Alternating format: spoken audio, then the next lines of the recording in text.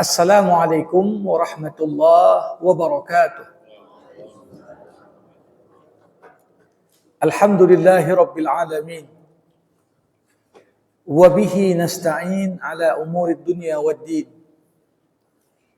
Summa salatu wassalam ala khairi man ba'athahu Allah rahmatan lil alamin. Sayyidil anbiya'i wal mursalin. Rasulullah Muhammad sallallahu alaihi wasallam wa ala alihi wa ashabihi ajma'in. Allahumma 'allimna ma yanfa'una wanfa'na bima 'allamtana wa zidna 'ilma innaka antal alimul hakim wa ba'd. Bapak-bapak, ibu-ibu, saudara-saudari jamaah kajian Ahad pagi di Masjid Ar-Raja yang dirahmati Allah. Marilah kita tak hentinya bersyukur kepada Allah, seraya memanjatkan puja dan puji hanya kepada Allah. Salawat berangkaikan salam kita hadiahkan kepada Rasulullah Muhammad sallallahu alaihi wasallam. Allahumma salli wa sallim wa barik alaih. Semoga kita tergolong pengikut baginda yang mendapatkan syafaat nantinya. Jamaah rahimakumullah, kembali kita berjumpa dalam kajian rutin kita kaitan bagaimana kita sampai kepada Allah. Bagaimana jalan yang bisa menghantarkan kita kepada Allah. Terinspirasi dari firman Allah Subhanahu wa taala di akhir surah Al-Kahf.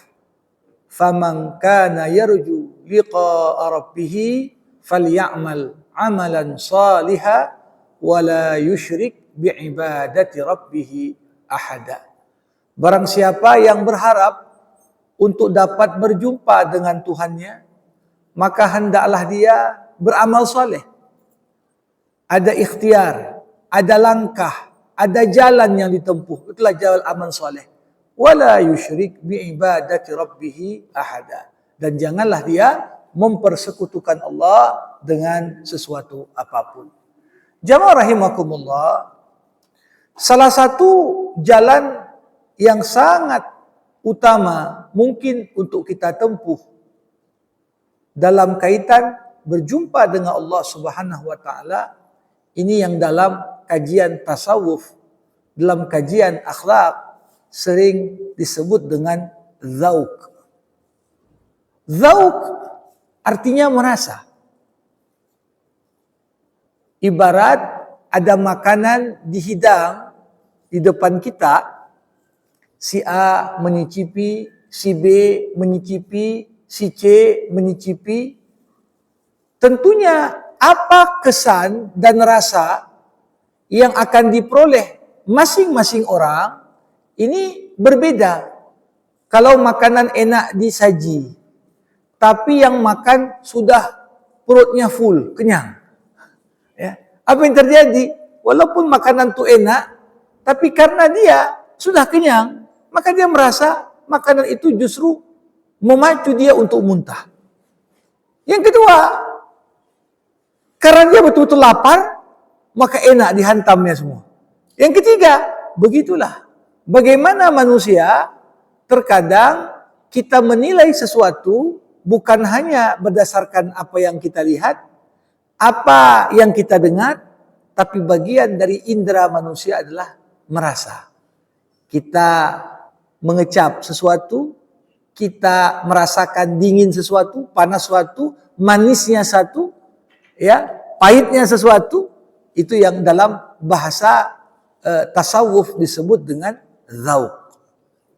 Nah, tentunya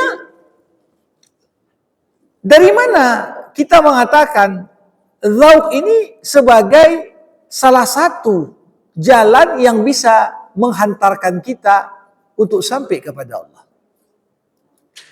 Ada banyak sekali hadis-hadis Rasulullah Muhammad sallallahu alaihi wasallam yang memperkenalkan kepada kita betapa pendekatan dzauq ini penting sekali untuk bisa mengenal Allah dalam level dan tingkatan yang jauh lebih tinggi dibandingkan pendekatan biasa. Apa kata Rasul? Nabi Muhammad dalam sebuah hadis sahih mengatakan, "Dzaqa halawatal iman man radiya billahi rabbah wa bil islami dina wa bi Muhammadin nabiyya wa rasulah." Seorang dikatakan merasakan manisnya iman. Jadi iman itu dalam bahasa hadis ini dikatakan punya rasa. Ya. Ada orang beriman, tapi belum tentu yang beriman mampu merasakan manisnya iman. Karena mampu merasakan iman, ini adalah level yang lebih tinggi daripada sekedar beriman. Bapak Ibu, mungkin bisa kita ilustrasikan, kita bayangkan, ada orang ketika dia cerita tentang uang 327 triliun. Cerita dia, membayangkan berapa meter tinggi uang itu ya, kalau disusun. Membayangkan. Tentunya akan terdapat jarak yang begitu beda dengan orang yang cuma menghitung-hitung dan membayangkan dengan orang-orang yang memang di rekeningnya ada uang segitu. Ada orang ketika cerita tentang mobil mewah terbayang sama dia atau dibawanya poster dan foto. Cantik kali mobil mewah ini. Kapan terbeli misalnya. Bandingkan jarak antara orang yang menghayal memiliki mobil mewah yang dia tandai dengan poster yang dibawanya dengan seseorang yang memang udah terparkir mobil itu di rumahnya. Boleh jadi kita semua merasakan kami udah beriman ya Allah. Seperti berkatanya orang-orang Arab Badui, baru jumpa sekali sama Nabi, Nabi ajarkan pokok-pokok ajaran Islam, berkata orang Badui, waqalatil a'rabu amanna. Berkatalah orang-orang Arab Badui, wahai Rasul, kami sudah beriman. Tapi apa kata Allah? Kullam tu'minu. Mungkin yang kalian maksud dengan iman sekedar ucapan kalian beriman. Mungkin yang kalian maksud dengan iman, ya kalian sudah merasakan perbedaan dan kontras antara sebelum bersyahadat dengan setelah bersyahadat. Tapi yang Allah Subhanahu wa taala tuntut dari kita bukan sekedar itu. Qul lam tu'minu walakin qulu aslamna. Katakan, kalian belum beriman, tapi kalian sudah berislam. Walamma yadkhulul iman fi qulubikum. Kenapa? Keimanan itu belum sepenuhnya masuk ke dalam relung kalbu kalian. Sehingga kalian sampai pada tahapan yang mampu merasakan manisnya iman. Jamaah rahimakumullah. Tentunya pembahasan tentang merasakan iman ini akan lebih mudah bagi kita untuk memahami kadar merasakan manisnya iman ketika kita melihat dalam lembar-lembar sejarah orang-orang yang menjadi contoh dan figur yang betul-betul sudah membuktikan kami bukan sekedar beriman. Level kami sudah beda. Justru hal-hal yang mungkin bagi kita, kalau mungkin saya di posisi itu, belum tentu saya pilih seperti yang dia pilih. Kan begitu. Tapi ketika kita lihat, seorang dihadapkan dengan pilihan-pilihan sulit, dia pilih yang paling mendekati dengan komitmen keimanannya, dan tampak tidak ada sedikit pun rasa penyesalan pada pilihannya itu. Nah ini, sehingga disinilah orang-orang yang benar-benar beriman tadi. Karena iman mampu meninggalkan kesan rasa manis dalam dirinya. Ya kita kalau sudah suka minum manis, begitu dihidangkan sesuatu yang tak manis, kita kan merasakan hambar kali rasanya ini. Ya. Setiap ubudiyah yang kita kerjakan kepada Allah, apabila ubudiyah itu sudah terpenuhi di dalamnya apa yang Allah Subhanahu wa taala kehendaki dari kita sebagai hamba, maka solat kita, puasa kita, zakat kita, haji kita bukan semata-mata kombinasi dari gerak-gerik dan ucap yang kita sampaikan, namun meninggalkan rasa yang begitu manis, sehingga begitu kita lepas dari kenikmatan yang selama ini kita petik dari indahnya beribadah, kita merasakan kehilangan sesuatu yang luar biasa. Kadang-kadang kita semua sadar, ya, solat kita pun dalam sekali solat mungkin belum 100% khusyuk. Mungkin khusyuknya baru 40%. Mungkin khusyuknya baru 50%. Tapi bagi sebagian orang, tahapan menuju merasakan manisnya ibadah, merasakan manisnya iman. Kapan? Begitu dia tak solat saja, atau lupa dia solat isya, atau dia lupa solat subuh. Seperti ada sesuatu yang hilang. Seperti ada sesuatu yang dia itu kehilangan betul. Ya, yang membuat moodnya sepanjang hari berubah. Gara-gara kehilangan satu sumber yang memberikan rasa manis dalam kehidupannya. Jamaah rahimakumullah.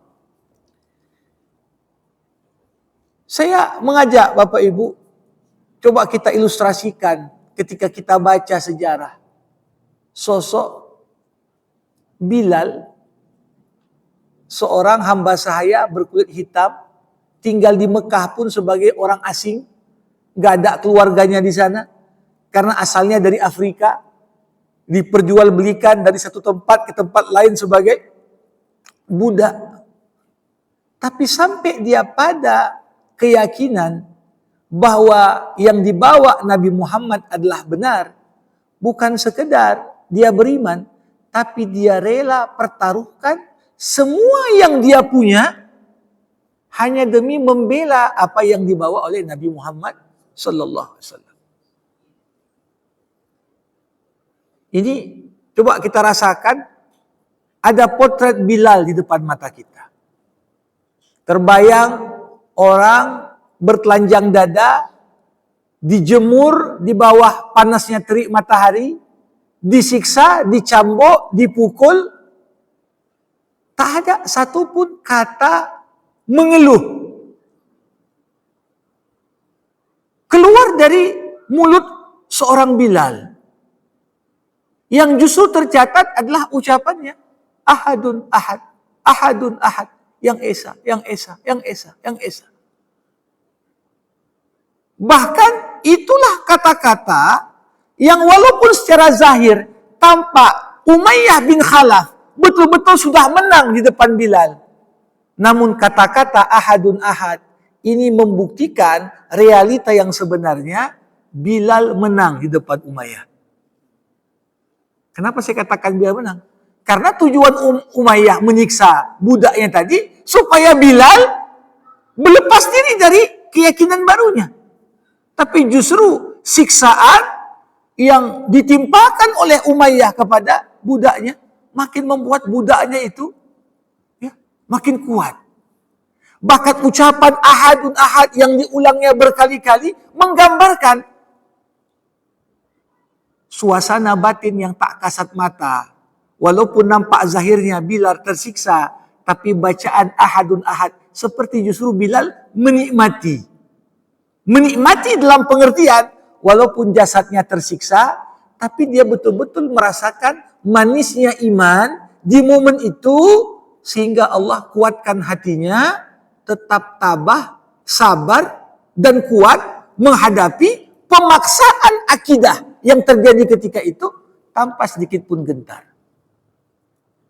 Nah, ini satu situasi yang saya kira tak semua orang ketika berada pada posisi yang sama dengan Bilal, dia sampai pada tingkatan merasakan manisnya iman. Kenapa? Ya, manusia itu sangat wajar ketika kita dihadapkan dengan ancaman kematian, dihadapkan dengan siksaan, kadang-kadang iman kita pun luntur.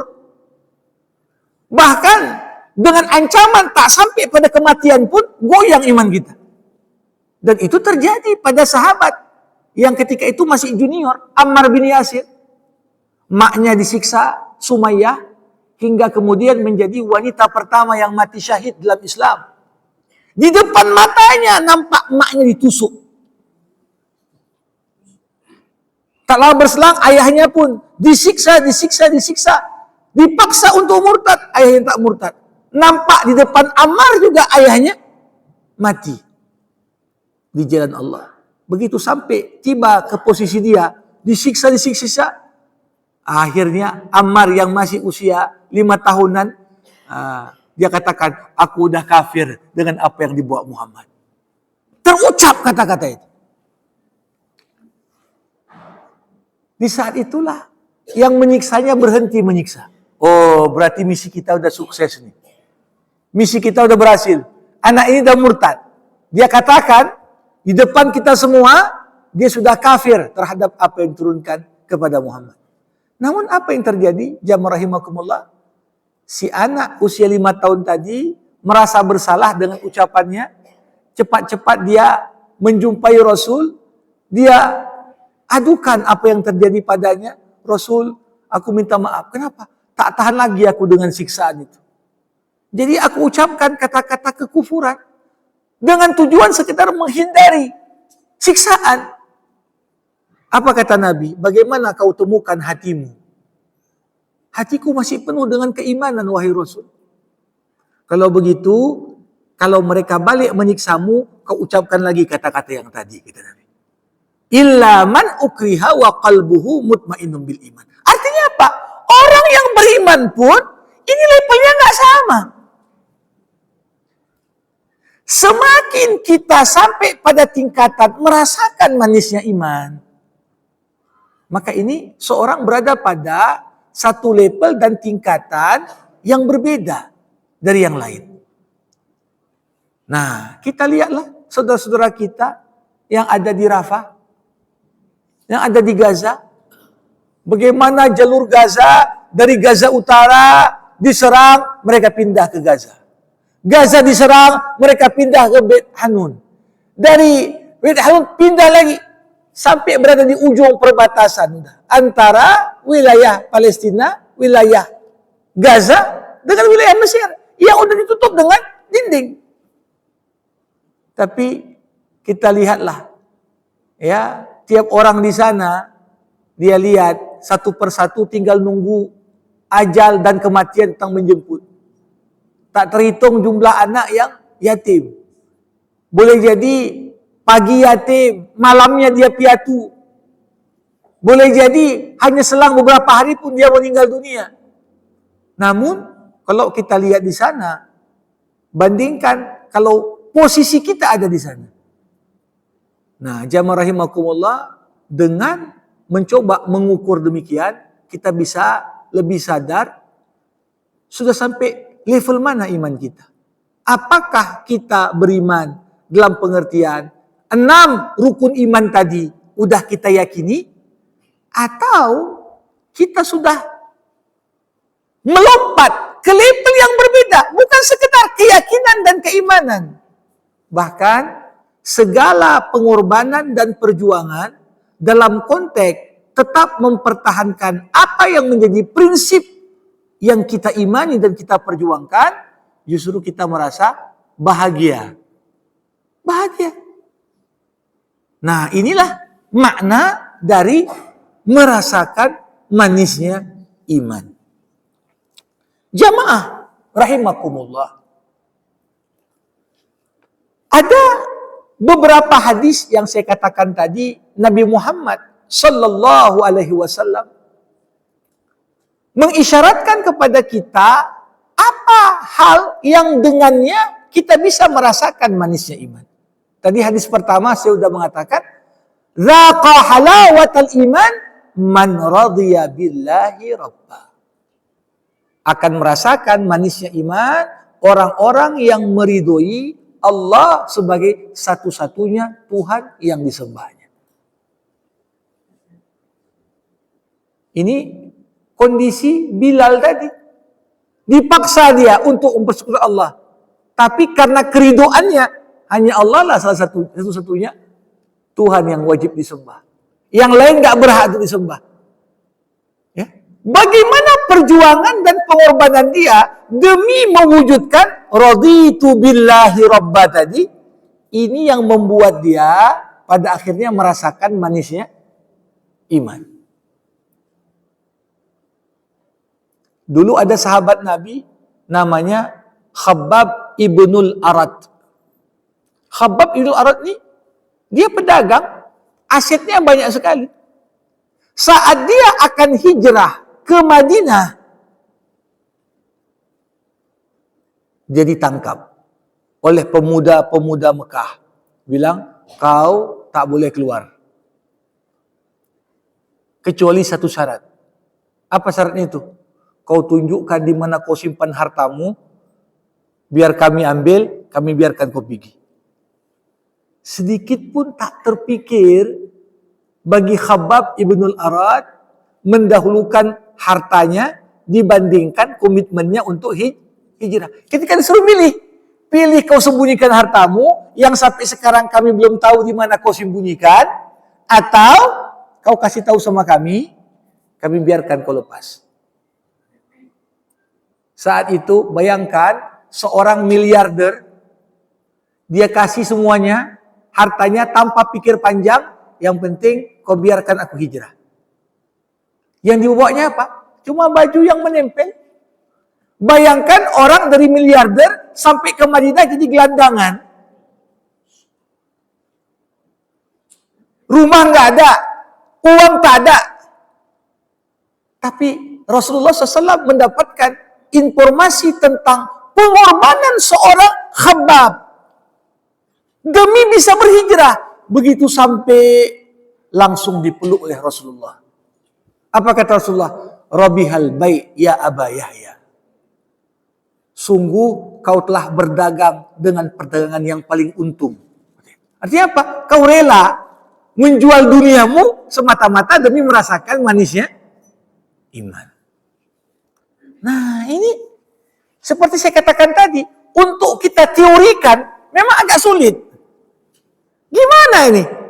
Orang yang meridhoi Allah sebagai Tuhannya, itu bisa membuat kita kemudian merasakan manisnya ibadah. Cuma ketika kita baca bagaimana sejarah hidup mereka, apa yang mereka lalui demi pembuktian imanku bukan iman kaleng-kaleng.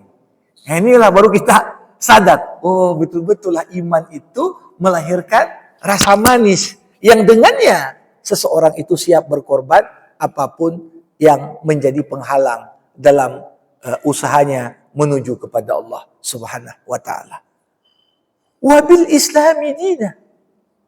Bukan hanya dia ridho Allah menjadikan Allah sebagai satu-satunya Tuhan yang disembah, tapi bagaimana kita bisa merasakan manisnya ibadah itu, manisnya iman itu ketika kita ridho Islam sebagai satu-satunya agama. Ya, kalau kita sekedar mengucapkan slogan itu kan mudah. Raditu billahi rabba wa bil islami dina wa bi Muhammadin nabiyya wa rasulah. Tapi level sekedar berucap dengan level membuktikan setiap kata yang kita ucapkan tadi, ini tentunya dua hal yang sangat jauh sekali jarak di antara keduanya. Nah, maka dari itu, ya meridhoi Islam sebagai satu-satunya jalan dan pandangan hidup, satu-satunya sistem yang mengatur kehidupan kita. Ini juga kadang-kadang ya menuntut dari kita adanya pembuktian. Jamaah rahimakumullah. Ya, ada orang ya ketika dihadapkan dengan ancaman itu begitu mudah dia gentar dan cepat merubah haluan. Tapi berapa banyak orang ketika dia udah yakin, ya memang inilah jalanku. Siap dia untuk menempuh hal-hal yang bahkan terkesan sangat sulit. Bukan hanya itu, wa bi Muhammadin nabiyya wa rasulah.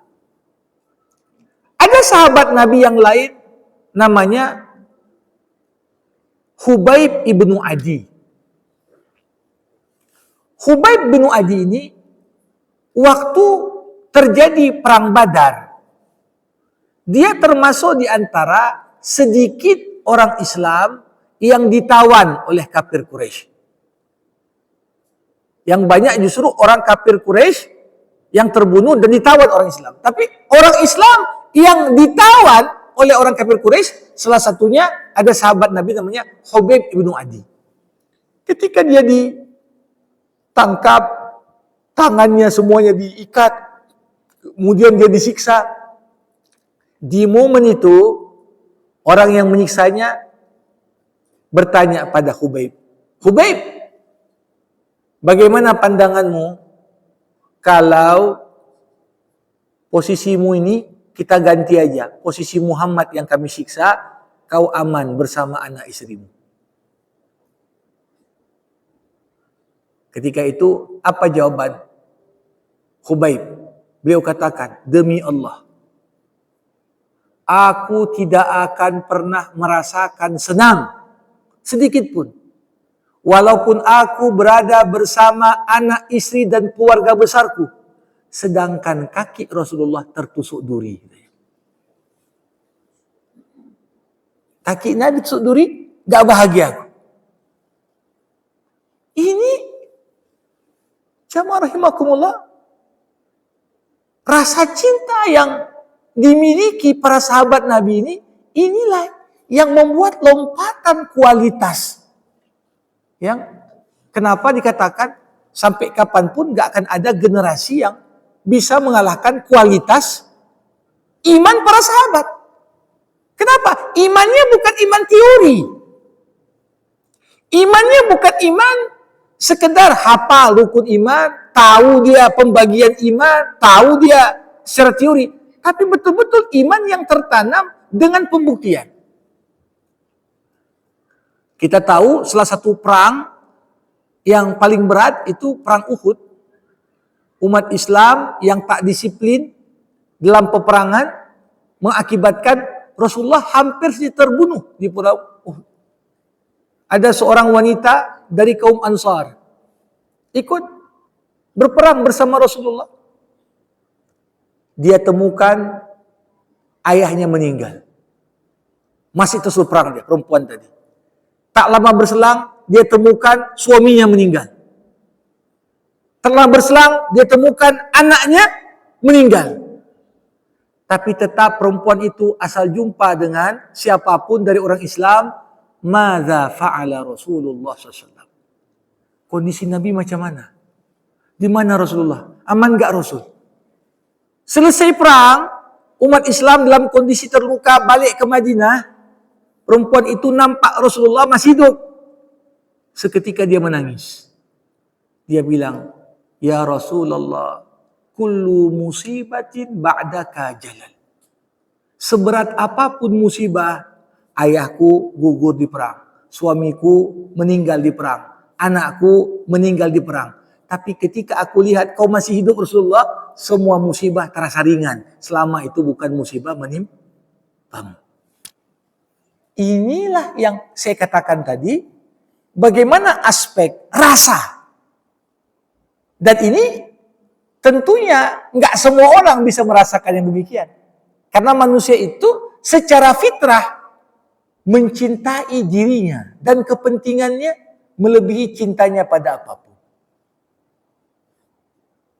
Pertama kita pikir, yang penting aku aman. Ya, yang penting orang tuaku aman. Yang penting anakku aman. Yang penting pasangan hidupku aman. Gitu kan? Tetapi bagaimana ketika kata-kata raditu billahi rabba wa bil islami dina wa bi Muhammadin nabiyya wa rasulah. Ini betul-betul tertanam. Inilah yang membuat lompatan besar kita bisa merasakan manisnya iman. Jamaah rahimakumullah, selain hadis yang tadi saya bacakan, ada hadis Nabi yang lain yang juga mengisyaratkan tentang level zauq. Bagaimana seorang ketika sampai pada level bisa merasakan manisnya iman, kita punya standar aplikasi dan implementasi agama yang jauh meningkat dibanding yang lain. Nabi Muhammad pernah berkata, salasun man kunna fih wajada bihinna halawatal iman. Ada 3 hal. Kalau salah seorang di antara kalian mengalami 3 hal tersebut, dia akan merasakan manisnya iman, kata Rasul. Apa yang pertama? Ayyakunallah wa rasuluhu ahabba ilaih mimman siwahuma. Jadi supaya kita bisa merasakan zauq, rasa manisnya iman itu apa? Gimana dalam hidup ini cinta kita kepada Allah, cinta kita kepada Nabi Muhammad harus lebih besar daripada cinta kita kepada apapun dan siapapun di muka bumi. Bapak Ibu, mengukur cinta itu nggak bisa dalam kondisi normal. Karena dalam kondisi normal semua orang bisa mengatakan dengan mudah, aku cinta Allah. Tapi kapan pembuktian cinta kepada Allah, kepada Rasul lebih besar daripada yang lain? Ketika kepentingan kita bertentangan dengan aturan Allah dan Rasul. Kita pengennya ini. Tapi Allah mengatakan, kalau kau buat itu, kau melakukan dosa besar. Kalau kau buat itu, kau melakukan maksiat kepada Allah. Nah, kita dihadapkan pada 2 pilihan. Mau bermaksiat, atau kita tinggalkan sesuatu yang kita cintai, dan menurut logika kita, di dalam sesuatu yang kita cintai itu ada kebaikan untuk kita. Tapi kemudian karena orang membuktikan mengatakan, enggak, cintaku sama Allah lebih besar daripada itu. Kita tinggalkan. Ini jalan untuk bisa merasakan manisnya iman. Makanya kalau kita coba lihat implementasi dari kondisi pertama ini banyak sekali. Ya, kalau dalam kondisi normal perintah Allah sejalan dengan kepentingan kita, ya ini sangat mudah. Semua orang ya bisa mengatakan aku cinta Allah, aku cinta Rasul. Tapi coba bayangkan ketika yang dibilang Rasul ternyata yang diharamkan Nabi itu pula lah sumber duit kita selama ini. Orang akan mengatakan susah juga ini gitu ya kan? Ya. Berarti kalau aku cinta sama Nabi, aku harus tinggalkan ini. Padahal yang mau kita tinggalkan tuh zona nyaman dalam hidup kita. Ini enggak semua orang siap untuk melakukan hal tersebut. Ya.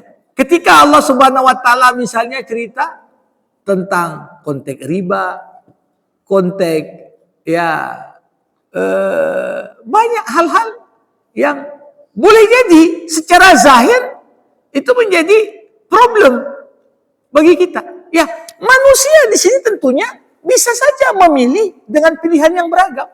Seorang memilih, ya ini kan di sini sumber rezeki, ya udahlah, mudah-mudahan nanti Allah kasih yang lain. Tapi dia tak melakukan satu aksi nyata. Nah ini tentunya beda dengan orang. Satu, dia jujur pada Allah, lantas Allah pun jujur kepada dirinya. Ya Allah, aku gak mau lagi kerja ini, ya Allah, gak betul ini. Tapi sampai sekarang aku belum ada penggantinya, ya Allah. Macam mana ini? Kalau aku tinggalkan, macam mana aku menghidupi anak istriku? Tapi kalau aku kerja di situ terus, ya Allah, ya pertentangan dalam batinku, ya Allah, begitu sulit untuk kuhadapi. Jujur kita, betul-betul kita, satu-satunya yang membuat kita tetap mau bertahan di situ hanya gara-gara mikirkan apa yang ku kasih makan nanti. Tanggung jawabku sebagai kepala rumah tangga macam mana? Jujur dalam konteks ini. Maka siapa yang jujur pada Allah, Allah pun jujur kepada dirinya. Pengertiannya apa? Allah tunjukkan. Tapi ada orang mengatakan, iya memang ini. Tapi nggak ada usaha maksimal untuk mencari alternatif, pengganti. Atau bagaimana, cuma dia melakukan sesuatu untuk membuktikan Allah, pilihan untuk bersama Allah dan Rasulnya itu pilihan yang paling utama. Makanya ada hadis Nabi yang lain mengatakan, siapa yang meninggalkan sesuatu yang menyenangkan dirinya semata-mata karena Allah, Allah akan ganti pengorbanannya itu dengan yang lebih baik. Nah, cuma jangan kita bayangkan Bapak Ibu, kita tinggalkan yang kita senangi hari ini, malamnya langsung diganti. Enggak. Kadang-kadang 2 tahun, 3 tahun, 4 tahun, aduh sulit kali. Sampai terpikir, nyesal juga aku tinggalkan kerjaan lama itu. Udah mulai goyang dia. Udah mulai goyang. Tapi sejauh mana tetap di istiqomah. Begitu Allah berikan jalan keluar, baru dia rasakan. Ya Allah, sekarang baru kurasakan janjimu. Pengorbananku untuk mendapatkan yang lebih baik, kau ganti dengan yang berlipat ganda. Kenapa? Proses tak diijabahnya doa kita bertahun-tahun itu bagian dari cara Allah menseleksi. Betul nggak kau jujur kepadaku? Sehingga aku jujur kepadamu. Nah, kalau hari ini kita tinggalkan, nanti malam langsung diganti. Nah, kalau gitu semuanya mau. Ya, kan begitu. Nah, tapi di sini dia ayyakunallah wa rasuluh ahabba ilaih mimman siwahuma. Makanya pernah suatu ketika Nabi Muhammad bertanya pada Umar, Umar, siapa yang paling kau cintai? Oh, Umar menjawab, aku cinta sama Allah dan Rasulnya lebih dari cintaku pada siapapun kecuali cintaku pada diriku sendiri, kata Umar. Tapi Rasulullah berkata, belum cukup wahai Umar. Belum cukup. Kau tidak akan sempurna imanmu sehingga kau merasakan manisnya iman sampai kau jadikan cintamu kepada Allah, kepada Rasulnya lebih besar daripada cintamu pada dirimu sendiri, pada orang tuamu, pada pasangan hidupmu, pada anakmu, dan semua manusia yang ada di muka bumi ini. Nah, ini tentunya membayangkan itu pun sulit. Tapi seperti saya katakan tadi, baru terasa betul kita ketika terjadi paradoks tadi. Terjadi kontradiksi antara kepentingan kita dengan aturan Allah. Makanya Bapak Ibu, sering kita temukan orang cerita seakan-akan mau pakai hukum Allah. Tapi sebenarnya yang mau dia pakai adalah kepentingannya. Ada orang ketika dia hitung-hitung warisan, kalau bagi secara faraid, bagian dia lebih banyak. Wah, sibuk dia. Ini kita harus pakai faraid nih. Gak boleh pakai yang lain. Begitu dibilang, kau kalau bagi pakai kompilasi lebih banyak. Oh ya, langsung dia bilang, negara kita kan negara hukum. Masa pakai faraid itu? Ini kan di pengadilan agama pun pakai kompilasi lah. Nanti kalau dihitung ada lagi yang lebih banyak, berubah lagi dia. Nah, kalau orang seperti itu komitmennya terhadap agama, sebenarnya dia bukan sedang menerapkan hukum Allah, tapi dia sedang mencari mana yang paling menguntungkan untuk kepentingan dirinya sendiri. Nah, orang seperti itu mungkin gak merasakan manisnya iman. Nah, mungkin dia beriman, kita gak nafikan iman pada dirinya, tapi iman itu punya label yang banyak. Jadi yang pertama. Yang kedua, wa an la yuhibbal mar'a la yuhibbuhu illa lillah. Baru kita merasakan manisnya iman, kita merasakan dzauq, merasakan bagaimana iman itu manis, iman itu indah. Kapan? An la yuhibbal mar'a la yuhibbuhu illa lillah. Dia tak mencintai siapapun dari makhluk kecuali berangkat dari cintanya kepada Allah. Seorang suami cinta sama istri. Kenapa? Bukan karena fisiknya, bukan karena inner beauty-nya, tapi karena apa? Allah suruh dia untuk mencintai pasangannya. Seorang ayah, seorang ibu, sayang betul dia berkorban demi anaknya. Bukan semata-mata karena anaknya. Apalagi berharap, nanti kau kusayangi di waktu kecil, nanti dia balas sayang di waktu besar. Misalnya, kalau motif seperti itu tentunya, ini kita tak akan merasakan. Tapi kenapa kau cinta sama anak ini? Karena anak ini adalah amanah Allah di pundakku. Ketika anak ini baik, maka aku telah melaksanakan amanahnya Allah. Lihat bagaimana sedihnya sosok Nuh. Seorang ayah di atas kapal, nampak anaknya mau tenggelam. Udah tenggelam. Nuh berkata, anakku naik ke kapal. Irkam ma'ana. Ayo naik ke kapal ini. Wala takum ma'al qaumil kafirin. Janganlah kau bersikeras bersama dengan orang-orang kafir. Tapi anaknya yang memang sudah tertutup hatinya. Dia katanya, oh enggak mau aku ikut sama kau ayah. Aku akan manjat gunung ini nanti. Supaya aku terbebas dari banjir besar ini. Yakub Nuh padahal sudah dikasih tahu Allah. La asimal yaum. Gak ada yang dapat menyelamatkan siapapun kecuali Allah. Tapi fitrahnya sebagai seorang ayah, terlepas anaknya itu kafir, masih ada kecondongan si ayah pengen anaknya selamat. Cinta dia sama anaknya. Tapi lihat di sini. Ketika Allah berkata kepada Nuh, ya Nuh, innahu laisa ibnu. Innahu waladun amalun ghairu salih. Wahai Nuh, dia bukan lagi keluargamu. Dia sudah melakukan amalan yang salah dan tak sejalan dengan perintah Allah. Barulah di situ Nuh disadarkan.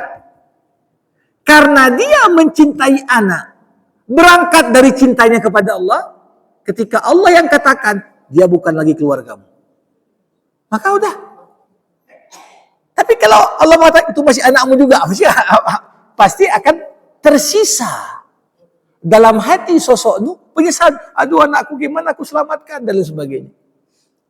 Nah jadi ini kalau kita lihat, jadi termasuk jamaah rahimakumullah, berapa banyak lingkup persahabatan yang kita miliki ketika kita hidup dunia. Ada tetangga tinggal sebelah rumah, ada teman satu alma mater, ada teman satu tempat kerja. Dari begitu banyak manusia tadi, dengan persahabatan yang dekat dan jauh, Allah mengatakan, al-akhillau yauma izin ba'duhum li ba'din adu. Teman dekat di dunia akan jadi musuh bebuyutan nanti di akhirat. Di dunia, oh tiap bulan kumpul di kafe ini, kumpul di kafe itu, makan sini, makan situ. Tapi di akhirat nanti saling tuntut menuntut. Kecuali siapa? Illal muttaqin. Kecuali orang yang bertakwa. Artinya apa? Kalau persahabatan, rasa cinta, kepedulian kita kepada orang-orang terdekat kita, nggak berangkat dari cinta kita kepada Allah. Kenapa kawan masih pulang? Dia kan lagi jabat dia. Oh dia kan ini lagi banyak uangnya itu. Sayang kali kalau nggak kita kawannya gitu.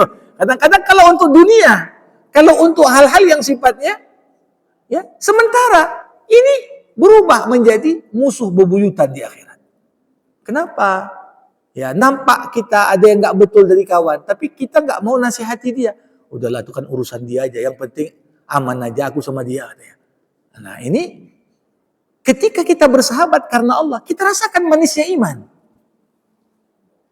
Apa yang menimpa saudara kita dari musibah, kita ikut merasakan. Kasihan kali si fulan tuh dapat musibah dia begini. Ketika kawannya ditipu, kita ikut merasa ikut tertipu juga. Walaupun kita nggak rugi duit, tapi kita merasa apa musibah yang menimpanya itu juga menimpaku. Ini yang merasakan manisnya iman. Ini yang saya katakan tadi. Sahabat Khubayb, dia katakan, aku nggak akan senang walaupun aku di rumah bersama istri, bersama anakku, kalau kaki Rasulullah tertusuk duri. Ini kan artinya apa? Dia cinta Rasulullah ya bukan karena Rasulullah, tapi karena Rasulullah adalah kekasih Allah, maka semua yang dicintai Allah kita harus mencintainya. Makanya ada doa yang diajarkan Nabi. Allahumma rzuqni hubbak wa hubba man yuhibbuk wa hubba amalin salihin yuqarribuna ila hubbik. Ya Allah, rezekikanlah kepadaku rasa cinta kepadamu. Dan rasa cinta kepada orang-orang yang mencintaimu. Dan rasa cinta kepada setiap amal soleh yang membuatku makin cinta kepadamu. Jadi konsekuensi cinta karena Allah, ya, kita cinta sama orang yang beramal soleh. Nampak? Nggak kenal pun kita sama dia, tapi taat kali anak ini. Aku sayang sama dia. Itu dia. Ya. Jadi ini yang membuat kalau kita lihat di kalangan para sahabat dulu, bahkan cari menantu pun nggak ditengok. Ini yang kaya atau apa. Tapi tengoknya tadi. Sejauh mana aku berbesan sama dia, sejauh mana aku berkeluarga sama dia, dia bisa memberikan dampak makin dekat aku karena bersamanya kepada Allah Subhanahu wa taala. Jadi ini satu hal yang kalau kita nilai kondisi saat ini, ya kadang-kadang pertemanan ya karena akhirat ini payah menjaga komitmennya ini. Ya, ngumpul-ngumpul di kafe, begitu cerita tentang pengajian dan akhirat, betul ya ada kerjanya gitu ya. Tapi begitu cerita final Liga Champion 5 jam pun ngobrol tuh tentang kayak mana tercipta gol, gimana ini itu lama. Nah, jadi jamaah rahimakumullah. Jadi kita ini merasakan manusia iman ketika persahabatan yang terbangun itu justru dibangun di atas fondasi cinta kita pada Allah. Namun ada yang ketiga, bagaimana cara merasakan manusia iman? Wa an yakrah ayya'uda lil kufri kama yakrah ayyuk zafa finnar. Seorang itu akan merasakan manisnya iman kapan? Ketika dia benci. Balik ke masa lalu, ketika dia dekat dengan kekufuran, bencinya itu sama seperti bencinya dia kalau dimasukkan ke dalam api neraka. Jamaah rahimakumullah. Ya kadang-kadang kumpul-kumpul, reuni ya kan, cerita-cerita apa yang dibuat waktu masih muda dulu, ya. Kadang-kadang tak jarang juga yang dibuat zaman muda dulu mirip-mirip jahiliyah juga tuh kan. Ya, ketika cerita muncul pula, enak juga ya kalau kita buat lagi kayak gitu deh. Kalau seperti itu, ini gak akan mungkin merasakan manisnya iman.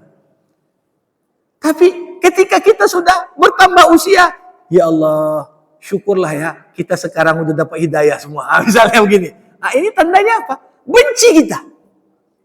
Ya, makanya ada ungkapan begini Bapak Ibu. Allah mencintai anak muda yang bersikap seperti orang dewasa. Betul-betul ya, walaupun muda, di saat nafsunya itu sedang memuncak, di saat keinginannya itu begitu menggebu-gebu, tapi dia bisa bersikap matang. Nggak ambil salah langkah. Apapun keputusan ditimbang dan dipikirkan dengan baik. Ini Allah suka. Di sisi yang lain, dikatakan dalam hadis, Allah benci dengan orang yang sudah tua, tapi bersikap macam anak muda. Itu dia. Bukan pengertian sikap anak muda ini punya semangat hidup. Bukan. Dalam pengertian. Ya, boleh jadi segala sesuatu itu nggak dipikirkan secara matang. Mau cepat aja. Ya, tentunya pengalaman hidup ini kan membawa lompatan pada kualitas bagaimana sikap dan perilaku kita sehari-hari. Makanya di sini tadi, ketika seorang benci untuk kembali kepada kekufuran di masa lalu yang pernah dikerjakannya, sebagaimana bencinya dia kalau masuk neraka, inilah orang yang akan merasakan manisnya iman. Makanya kadang-kadang ya kita tak bisa pungkiri. Ada hadis Nabi yang mengatakan begini Bapak Ibu. La ya'rif Islam man la ya'rifil jahiliyah. tidak akan mengenal indahnya Islam bagi yang tak pernah mengenal bejatnya jahiliyah. Kadang-kadang orang ketika dia udah pernah coba yang jahat-jahat itu semua, begitu dia tobat, tahu betul dia bandingkan. Memang yang zaman dulu tuh nggak betul kali, bilangnya misalnya. Kenapa? Aku udah coba juga, hidupnya pun tak enak, begini. Dengan orang yang mungkin belajar Islam, tapi tak pernah tahu bejatnya jahiliyah. Makanya kalau kita lihat, ini kan terjadi perbedaan kualitas antara generasi awal Islam yang notabene rata-rata ini kan pertama pernah semua tinggal zaman jahiliyah. Umar pernah menguburkan putrinya hidup-hidup. Ya. Sahabat-sahabat semua pernah mabuk-mabuk. Tapi begitu kemudian kenal Islam, wah, mereka ditanya, mau pengen lagi balik ke jahiliyah? Oh, enggak mau. Kami benci. Nah, makanya Umar pernah mengatakan akan datang suatu masa orang nggak pernah tahu jahiliyah sehingga dianggap ajaran Islam yang udah indah itu dirusak. Nah, jadi ini bukan seruan artinya kita jahiliyah dulu, enggak. Bukan itu maksudnya. Tapi begitulah salah satu cara kita untuk bisa merasakan manisnya iman adalah ketika kita komitmen berhijrahkah, bertobatkah, atau apapun namanya, kita bandingkan, ya Allah gimana hidupku dulu. Mungkin saat dulu duitnya banyak, tapi hidupnya nggak berkah. Dia rasakan. Begitu mungkin dia hijrah, duitnya berkurang, tapi sisi lain hidupnya tenang. Ini orang yang seperti itu akan jauh bisa merasakan manisnya iman dibanding yang lain. Karena betul-betul dia sudah muak melihat bagaimana hidup yang tidak dituntun oleh aturan Allah. Udah capek dia dengan kehidupan seperti itu. Dan dia rasakan, ini nggak akan ada ketenangan kalau tetap hidup seperti itu. Nah, jadi ini yang saya katakan tadi, zauk, merasakan iman. Ya, jadi iman itu bukan sesuatu yang abstrak. Iman itu bisa dirasa. Dan tadi sudah kita kaji beberapa hadis, hal-hal yang dapat menghantarkan kita untuk bisa merasakan manisnya iman. Ketika iman dengan rasanya yang indah bisa kita rasakan, inilah yang mampu mempertahankan keimanan kita jauh lebih kuat dibandingkan ketika kita sekedar mengamalkan iman, dalam hal ini tahu teorinya, tapi belum pernah kita buktikan pembuktian iman itu dalam kehidupan kita sehari-hari. Demikian pengantar dari saya. Ya, kita buka diskusi dan tanya jawab. Bapak Ibu yang mau bertanya dipersilahkan. Ya. Ya. Assalamualaikum warahmatullahi wabarakatuh. Waalaikumsalam warahmatullahi wabarakatuh. Sangat menarik sekali manisnya iman tuh. Saya pernah melihat ya, ketika saya haji di bawah kebijakan Rasulullah itu ditunjukkan istana Osama. Lalu saya tergetar hati. Ternyata Osama itu rela berjuang di hutan-hutan Afgan. Istana yang cukup besar ditinggalkannya untuk syiar berjuang di Afgan. Saya mati. Nggak salah di Pakistan atau apa. Ya. Saya pernah baca di Al-Jarqawi berjuang di Afgan. Yang jadi pertanyaan saya, apakah mereka itu sudah masuk zona dari manusia iman selevel dengan Nabi yang memang tidak pernah dilihat seperti sahabat-sahabat. Ya. Terima kasih. Ya. Ya.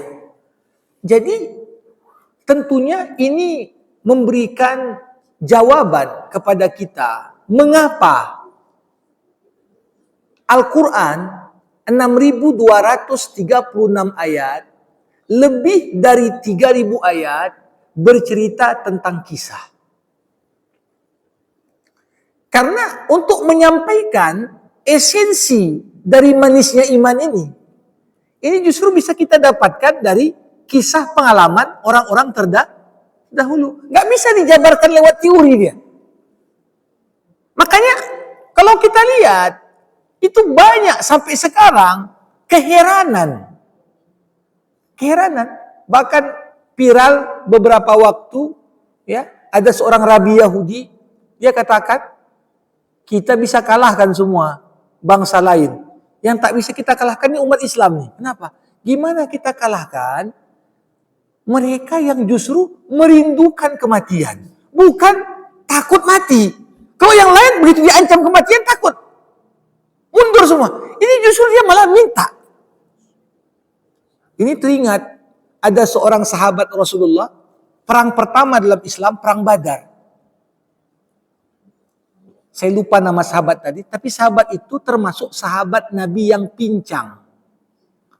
Padahal dalam aturan Al-Quran, orang yang pincang dan cacat itu dapat rukhsah, keringanan, tak usah perlu berperang. Ini udah tua, pincang. Dia makan kurma sebelum mulai perang. Nampak musuh sudah mendekat. Habis itu dia mengatakan, terlalu lama waktu yang kuhabiskan untuk menghabiskan satu kurma ini, katanya.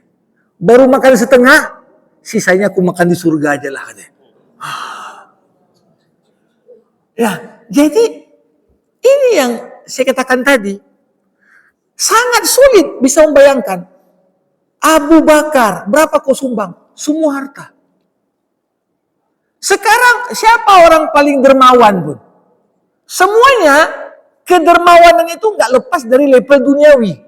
Orang banyak mengatakan, oh Bill Gates ini banyak kali bantuin dia itu. Ada sebuah kajian mengatakan Bill Gates itu pertama banyak memberikan filantropi. Tujuan pertama menghindari pajak. Yang kedua, tujuan kedua, dia berikan bantuan untuk tempat yang dia sasar sebagai ekspansi bisnis berikutnya. Ya bagi-bagi situ apa? Mau bangun pabrik di situ. Ini artinya apa? Kadang-kadang orang pun nampak dermawan, tapi tak lepas dari tujuan duniawi. Nah, tapi orang yang siap merelakan semua yang dia punya, semata-mata untuk bersama dengan Allah. Inilah yang dikatakan di dalam Al-Quran, ya ayyuhalladzina amanu, hal adullukum ala tijaratin tunjikum min azabin alim. Inilah bisnis sama Allah. Kalau bisnis sama manusia, mungkin rugi, mungkin untung. Kalau rekanannya itu jujur, ya enak kita berbisnis. Kalau tukang tipu, kita pun jadi korban, kan begitu. Tapi bisnis yang gak ada kosakata rugi di dalamnya, hanyalah berbisnis dengan Allah. Nah, jadi kalau dipikir tadi, saya pernah jumpa waktu saya SMA dengan seorang dokter asal Kuwait, namanya Abdurrahman Sumaid. Di Kuwait dia punya rumah sakit, artinya dokter terkenal dan hebat. Tapi begitu masuk dia usia 50 tahun, habis waktunya, hartanya untuk apa? Dia keliling ke negara-negara Afrika miskin, ya, untuk menyebarkan Islam dan bantuan kesehatan sana. Ketika itu ada wawancara di TV Al Jazeera. Ada wawancara, ditanya, udah berapa yang kau syahadatkan dan kau bantu? Ketika itu sekitar kalau tidak salah saya sekitar sudah 500 ribuan orang yang dia tuntun dan Tapi ditanya oleh reporter, apa Anda udah puas? Belum, katanya. Karena aku punya visi minimal 10 juta orang. Allah yarham, sekitar 5 tahun yang lalu beliau meninggal dunia, tapi luar biasa. Kehilangan orang. Kenapa? Semua yang dititip Allah memang betul-betul dibalikkannya untuk Allah. Jadi, ya apalagi kalau dikatakan tadi, apakah mungkin mereka itu mencapai level keimanan? Ya pasti. orang yang udah siap berkorban sampai pada tahapan tertentu, ini pasti ada sesuatu yang mendorong dia untuk melakukan hal tersebut. Yang kita ya mungkin belum bisa sampai untuk membacanya ke sana. Tapi yang jelas ya, bagi orang yang hidup belakangan, kita lah misalnya yang belakangan nggak pernah jumpa Nabi, mungkin nggak sampai pada level keimanan tertentu menandingi level keimanan beberapa sahabat? Mungkin. Secara individu mungkin, tapi secara kolektif nggak mungkin. Sampai kapanpun hingga hari kiamat nggak akan ada generasi berulang secara kolektif lebih baik daripada generasi sahabat. Karena sahabat pun kan level imannya nggak sama-sama semua. Kalau cerita 10 sahabat yang dijamin masuk surga, ya agak berat lah kita nimbangi.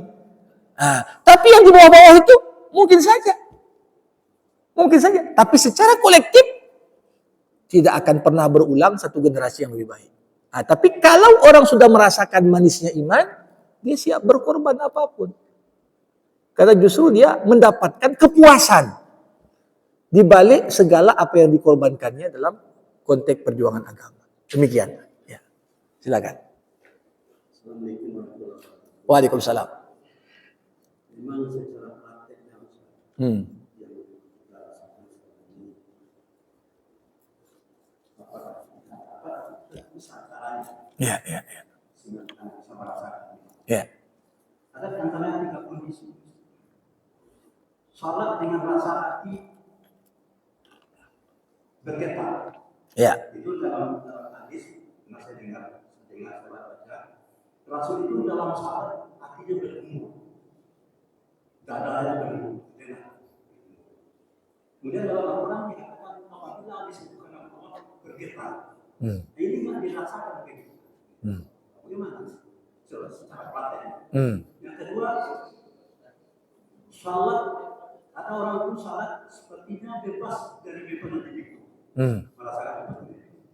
Ada juga orang bersatu salat itu salat itu berasa dibutuhkan. Jadi ada rasanya. Ya. Begitu juga Rasul memberikan keringanan pada umatnya. Termasuk Rasul ini memberikan keringanan barangkali sepanjang negara. Jangan bersama ibadah kita dengan Rasul barangkali. Kalau seperti Rasul mungkin lah. Nah, itu barangkali. Tapi sahabatnya lakukan juga. Ya. Namanya kata Rasul, puasa kamu Senin dan Kamis. Akhirnya lebih kuat lagi itu. Ada malamnya puasa setiap hari. Ada juga seperti kata Al-Quran, di kata Rasul setidaknya 3 hari lah. Artinya 2 hari lah. Jadi sepertinya ya apakah ini dia yang debat ini apakah itu menyebabkan dia yang bangsa? Ya. Terima kasih. Baik. Terima kasih. Para hadirin rahimakumullah. Ada sebuah ungkapan yang disampaikan seorang ulama mengatakan kondisi kita dalam sholat justru kondisi cerminan kondisi kita di luar sholat. Jadi sulit kita bayangkan seorang itu menikmati sholat, merasakan getaran dalam sholat ketika ayat Allah dibacakan atau ketika dia membacanya sendiri. Ketika praktik dia di luar sholat jauh dari pengamalan ayat-ayat Allah itu. Maka dari itu ada yang justru mengatakan cara Allah mengingatkanmu dari hubunganmu dengan Allah, bagaimana kau temukan dirimu saat sholat. Kalau sulitlah kita dari takbiratul ihram sampai salam untuk fokus sama Allah, berarti artinya apa? Cerminan di luar sholat, kita pun juga sering melupakan. Nah, jadi bagaimana memperbaiki? Ya, bukan sekedar, ya sekarang kan banyak praktek sholat khusyuk. Sholat khusyuk itu bukan sekedar gerakan-gerakannya. Tidak. Karena kita ngukur aktivitas kita sebelum dan setelah sholat, ya lewat sholat. Jadi kalau dikatakan, gimana praktikannya? Berarti sebelum sholat, ya kita pun mau melakukan apapun di pasar yang bertentangan, ingat sholatmu. Apa sholatmu mengizinkanmu untuk begini? Seakan-akan ada ayat wala takum minal mu'azzabin. Janganlah kau menjadi orang yang tersiksa. Potret orang beriman itu tersiksa kapan? Dalam sholat. Ketika sholatnya justru tidak membuat dia merasakan dekat dengan Allah.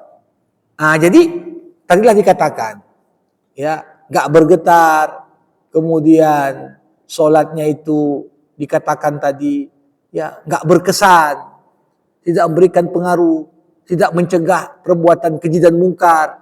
Kadang-kadang sholat yang seharusnya meringankan beban, ya, tapi kita nggak merasa beban seberat gunung Uhud itu.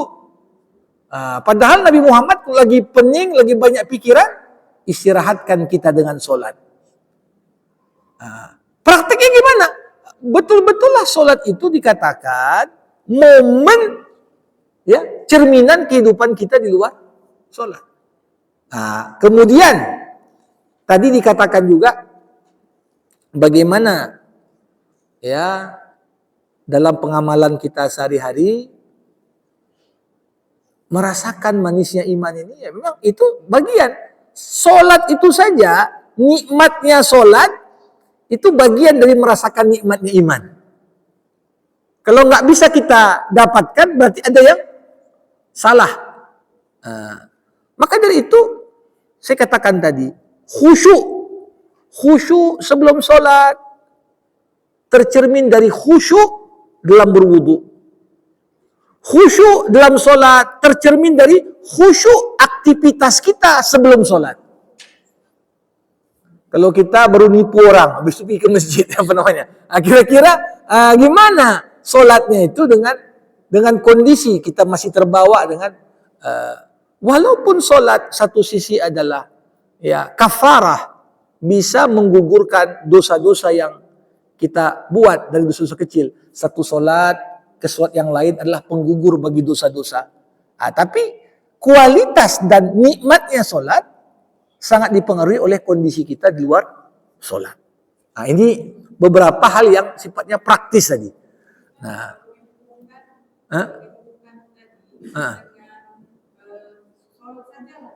Ya.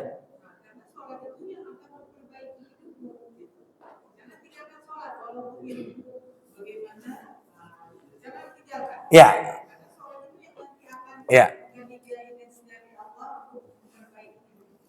Ya. Tepat itu tak salah.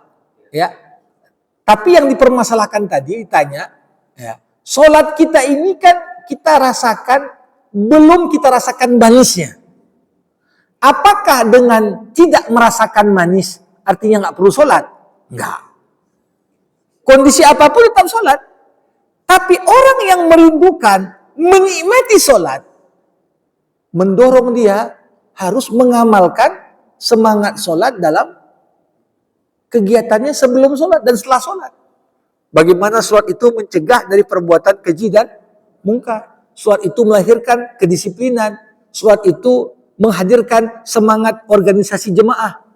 Nah, ini yang kalau kita tak praktekkan dalam konteks di luar sholat, ini yang dikatakan tadi. Makanya sering sekali hukuman Allah yang Allah timpakan kepada kita, yang sering tak disadari oleh orang banyak, Allah menghukum kita dengan mencabut nikmat dalam sholat.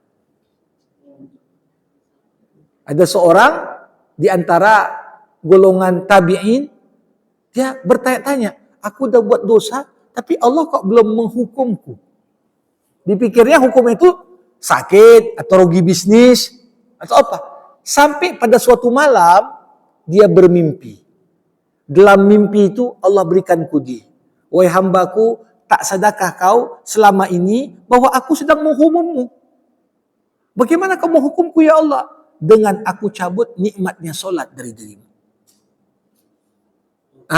Jadi di sini juga termasuk saya katakan tadi, Betul sholat memperbaiki hidup kita, tapi kalau kita ingin ada lompatan kualitas sholat, semangat untuk menikmati sholat itulah yang hendaknya membuat kita terkontrol di luar sholat. Karena begitu kita melakukan hal maksiat, hal yang haram, hal yang apa, yakinlah, pasti ketika sholat gak nikmat lagi. Seakan-akan itu kode awal dicabutnya kenikmatan dan rasa manisnya iman tadi dalam sholat ketika kita melanggar aturan Allah di luar sholat.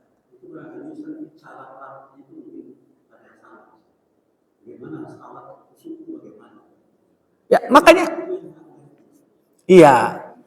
Begini, makna khusyuk itu apa artinya? Khusyuk itu al-khudu' wa ta'zim. Itu arti bahasa dari kata khusyuk, tunduk dan mengagungkan. Itu makna dasar. Makanya teori yang dibuat tentang khusyuk ini apa? Kalau kita hanya teorikan khusyuk itu terbatas dalam sholat, gak ada kaitan dengan aktivitas luar sholat, gak akan terwujud juga khusyuk. Misalnya orang bilang, supaya khusyuk itu harus pertama apa? Tumak ninah, yang kedua apa? Tadabbur, yang ketiga apa? Tafakur. Oke, tumak ninah, gak boleh cepat-cepat sholat. Lambat gerakannya kita nikmati. Habis itu kita coba artikan apa yang kita baca. Kemudian yang ketiga, kita membayangkan. Nah, tapi teori ini sendiri, gimana orang dalam sholat terbayang kebesaran Allah kalau dia di luar sholat pun masih makan yang haram. Ini ada efeknya juga. Makanya pelatihan-pelatihan tadi okelah, secara memperbaiki gerakan sholat boleh. Tapi sholat itu sendiri tidak akan memberikan dampak tadi kalau kita tak benahi di luar sholat. Karena itu punya keterkaitan. Dan inilah salah satu alasan ilmiah. Ada Profesor Osli. Ini salah seorang pakar di bidang fisiologi. Dia katakan ada korelasi positif antara waktu sholat 5 waktu dengan waktu istirahat organ tubuh. Jadi sebenarnya kenapa waktunya itu subuh, jarak subuh dengan zuhur tuh jauh, zuhur sama asar kok pendek, asar sama maghrib pendek, nanti dari maghrib isya pendek, dari isya ke subuh. Karena ini memang yang menciptakan sholat, yang menetapkan waktu sholat, Allah juga yang menciptakan tubuh dan segala kebutuhannya. Nah, hanya saja kan nggak bisa kita kaji ini secara parsial. Kalau cuman kita hitung sholat itu semata-mata dari takbiratul ihram sampai salam, nggak ada kaitan dengan sebelumnya dan setelahnya, tetap juga apapun teori gimana praktek yang diterapkan akan ada yang miss dan kurang di sana. Nah, demikian. Ya, silakan. Waalaikumsalam warahmatullahi.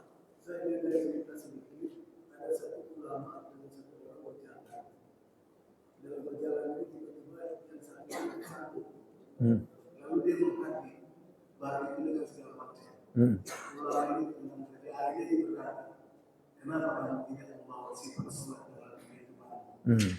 Seandainya kau bawa sifat sholat dalam kehidupan, kamu tunduk pandang dan matamu kemana-kemana, di situ akan tersandung.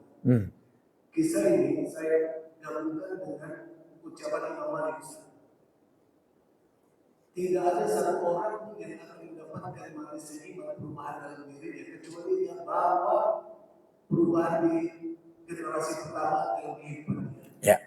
Konteks ini sebenarnya Ustaz, kalau dibilang membawa sifat-sifat sholat, maknanya kan kalau kita aplikasikan saja apa yang ada dalam sholat dalam kehidupan kita, ini benar-benar selesai. Ya. Lalu yang dimaksud dengan tidak akan berhasil sebelum kita mengikuti generasi pertama dalam ingin merubah kehidupan kita. Ini maksudnya konteks sekarang ini. Baik. Jamaah rahimakumullah. Imam Malik ketika mengatakan la yasluh amru hadhil ummah illa bima saluha bihi awwaluha. Tidak akan baik urusan umat ini, maksudnya sekarang, kecuali kita menapaki langkah dan jalan yang sama yang ditapaki oleh generasi awalnya. Kalau dikaitkan tadi dengan sholat, artinya apa? Coba bayangkan, jamaah rahimakumullah, hampir tidak ada satupun momen Rasulullah berjihad dengan para sahabat, kecuali momen itu justru malam hari dipenuhi dengan tahajud, siang hari dipenuhi dengan perang, kan begitu. Pernah suatu ketika Umar ibnul Khattab mengutus Amr bin As dengan pasukan yang dari sisi kuantitas jumlahnya sangat sedikit. Kirim melawan pasukan Romawi yang ketika itu menguasai Mesir. Berlalu sebulan, belum juga bisa ditaklukkan. Amr bin As kirim surat. Ini kalau cuman segini jumlah kita, payahnya nih. Aku minta tambahan 50.000 pasukan. Itu tulisan Amr bin As. Setelah itu, sampailah surat sama Khalifah Umar di Madinah. Maka Umar pun mengutus salah seorang sahabat. Namanya Domdom. Kau bawa suratku ini, jumpai. Begitu Domdom sampai di tempat pasukannya Amr bin As, ditanya, mana pasukan yang kuminta? Aku pasukan yang kuminta. Satu orang? Iya. Dibacalah surat dari Umar, bersama surat ini Domdom. Kuutus untuk menguatkan pasukanmu. Dia satu orang senilai 50.000 orang. Katanya. Namun apa yang menarik? Bukan sekedar Domdom satu orang itu saja. Tapi Umar berkata, banyak pun pasukan, selama tak kau hidupkan malam hari dengan ibadah, gak akan bisa kau kalahkan musuh. Sampai Umar mengatakan satu kata-kata yang menarik sekali. Umar mengatakan, sesungguhnya dari awal bersama Nabi kita berjuang, kita menang. Kenapa? Karena kita beribadah kepada Allah, sedangkan musuh kita bermaksiat kepada Allah. Itu yang kita menang. Kalau kita pun bermaksiat juga, sama seperti musuh kita, maka musuh akan kalahkan kita dengan kecanggihan senjata dan banyaknya jumlah mereka. Ini kata-kata sosok Umar bin Khattab. Apa yang terjadi? Hanya nggak sampai seminggu setelah masuk Domdom, berubah malam hari jadi ibadah semua. Dengan izin Allah, terbebaskanlah Mesir menjadi salah satu benteng Islam paling penting di Afrika. Nah, jadi ini kalau dikaitkan tadi, apa pengertian Imam Malik tadi? Ya, gimana Quran merubah generasi pertama Islam hanya dalam waktu 23 tahun. Tapi setelah generasi sahabat tadi, ini kan pembangunan peradaban melambat. Kenapa? Karena kita nggak ikuti langkah-langkah mereka. Langkah-langkah mereka. Jadi generasi sahabat itu satu-satunya masyarakat yang langsung dibentuk oleh Quran. Karena proses pembentukan mereka bersamaan dengan proses turunnya Quran secara bertahap. Turun ayat ini terbentuk karakter begini di masyarakat. Turun ayat ini terbentuk lagi karakter baru. Sehingga betul-betul kualitasnya meninggal Nabi. Tinggal tunggu waktu. Kurang dari 25 tahun jatuh Romawi dan Persia. 25 tahun. Ya, sekarang baru kita tahu luar biasa 25 tahun itu ketika tengok Indonesia udah berapa 70 tahun lebih. Ya, merdeka tapi masih gini-gini aja. Berarti hebat kali lah perubahan itu. Ya. Manusianya dibangun. Bukan gedung pencakar langit dibangun. Makanya ada kata-kata menarik. Sekarang di mana-mana alhamdulillah masjid cantik banyak. Tapi orang lupa. Lebih mudah bangun masjid dibanding orang berkarakter masjid. Yang lama itu apa? Bukan bangun masjidnya. Bangun masjid setahun, kurang dari setahun pun pakai baja rangka, sudah selesai cantik. Tapi berapa banyak masjid udah dibangun, tak ada yang pergi ke masjid. Lebih berat apa? Bina usajid qabla bina masajid. Membangun orang dengan karakter sujud sebelum membangun tempat bersujud. Nah, kenapa di Mekah nggak dibuat masjid oleh Nabi? 13 tahun itu proses membangun orang yang siap sujud. Begitu sampai Madinah, bangun masjid, udah hidup masjidnya. Kita bangun masjid dulu nih, tapi akhirnya kosong melompong tanpa ada pembinaan. Jadi ini kaitan juga. Kalau udah terbentuklah karakter tadi, sholat pun tidak khusyuk dia. Ini yang dibuat sahabat. Jadi tepat dikatakan tadi, ya karakter. Contoh kita sholat berjemaah, tapi semangat berjemaah di luar sholat belum terlaksana. Gimana filosofi jemaah itu? Imam salah diingatkan. Dan imam ketika diingatkan gak marah dia. Wah, kalau sempat imam diingatkan, kirim buzzer nyerang ingatkan. Ini kan bahaya ini. Itu. Atau misalnya, begitu juga. Nggak sembarang orang keluar dari sholat. Jangan begitu sholat, aku mau farokoh aja sama imam.